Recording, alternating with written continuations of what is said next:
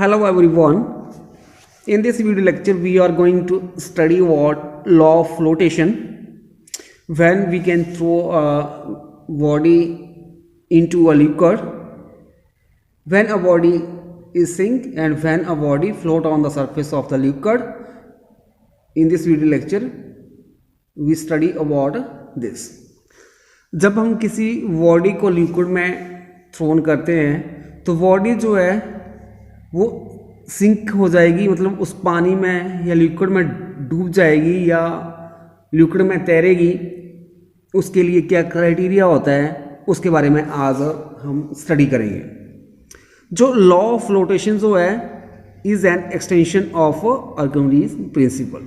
सो Archimedes principal क्या होता है? First of all, according to this principle, when a body is immersed wholly or partially in a fluid, it loses its weight, which is equal to the weight of the fluid displaced by the body.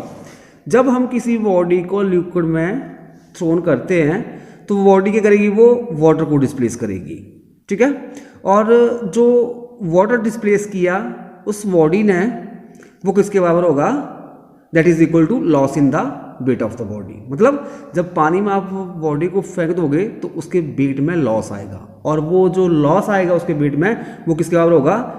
जब आपने उस body को पानी में फेंका तो उसने पानी को डिस्प्लेस किया, उसके बराबर होगा। When a body is immersed in a fluid then various forces acting on the body are, first one a force which is act in upward direction, that is known as the upthrust force, and it is represented by T, acting at the center of the buoyancy, whose magnitude is equal to the weight of the liquid displaced. And second one force act on the body is, that force is due to the weight of the body, that is W is equal to mg, and which acts vertically downward through the center of the gravity. Means जब हम किसी body को liquid में throw करेंगे तो क्या होगा? उस बॉडी के ऊपर दो फोर्सेस एक्ट करेंगी। एक फोर्स जो है अपवर्ड डायरेक्शन में, उसको हम अपथ्रस्ट बोलेंगे, और वो एक्ट करेगी at the centre of buoyancy, and whose magnitude equal to, जिसका मैग्नीट्यूड किसके बराबर होगा? Wait of the liquid displace. जब आपने इस बॉडी को लिक्विड में डाला तो उसके द्वारा जो वाटर डिस्प्लेस हुआ उसके वेट के बराबर होगा। और इस बॉडी के ऊपर जो दूसरी फोर्स एक्ट करेगी वो डाउनवर्ड डायरेक्शन में, वर्टिकल डाउनवर्ड डायरेक्शन में किसके कारण लगेगी? जो वेट ऑफ द बॉडी के कारण लगेगी, और किसके बराबर होता है? That is mass into acceleration due to gravity. In figure 1 here you can see that the body is wholly immersed in the liquid। यहाँ पे आप देख सकते हो जो लिक्विड है उसमें जो बॉडी जो है पूरी तरह से इमर्स्ड है, मतलब डूबी हुई है। सो इसके ऊपर जो दो फोर्सेस एक्ट कर रही हैं, अपवर्ड थ्रस्ट T, और उसके डाउनवर्ड डायरेक्शन में वेट के कारण फोर्स लग रही है mg। फर्स्ट सिचुएशन जो when W greater than T, जब आपके पास जो वेट के कारण डाउनवर्ड डायरेक्शन में जो फोर्स लग रही है वो ग्रेटर देन हो अप थ्रस्ट की, then the body will sink, then the body will sink in the liquid as shown in figure 1। जब आपके पास जो डाउनवर्ड डायरेक्शन में वेट के कारण फोर्स लग रही है वो ग्रेटर देन होगी अपवर्ड थ्रस्ट के, तो बॉडी जो है वो पानी में डूब जाएगी। Second situation when W is equal to T, when W is equal to T then the body will remain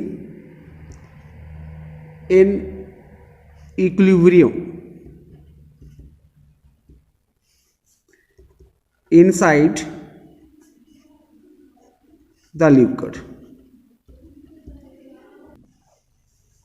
means जब आपके पास जो वेट के कारण डाउनवर्ड डायरेक्शन में फोर्स लग रही है और उसके अपोजिट जो अपवर्ड थ्रस्ट जो फोर्स लग रही है मतलब ये W is equal to T, अगर ये दोनों इक्वल होंगी तो क्या होगा, तो बॉडी जो है क्या होगा, जो सरफेस के ऊपर इक्विलिब्रियम पोजीशन में होगी within the liquid as shown in the figure 2। Figure 3 में आप देख सकते हो कि यहाँ पे जो बॉडी जो है come out of the surface of the water when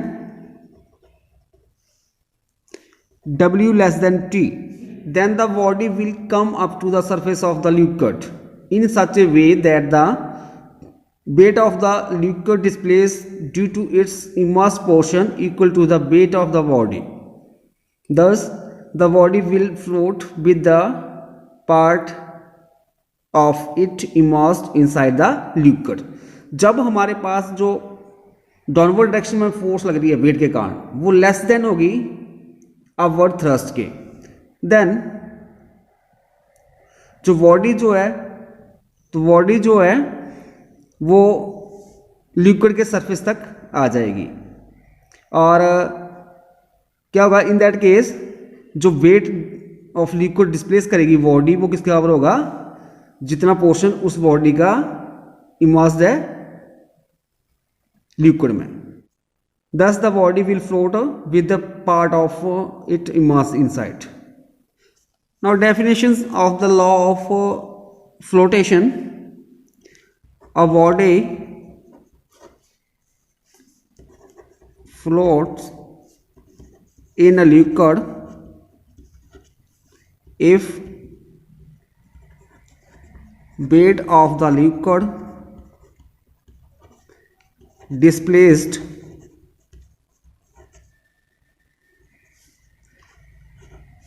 by the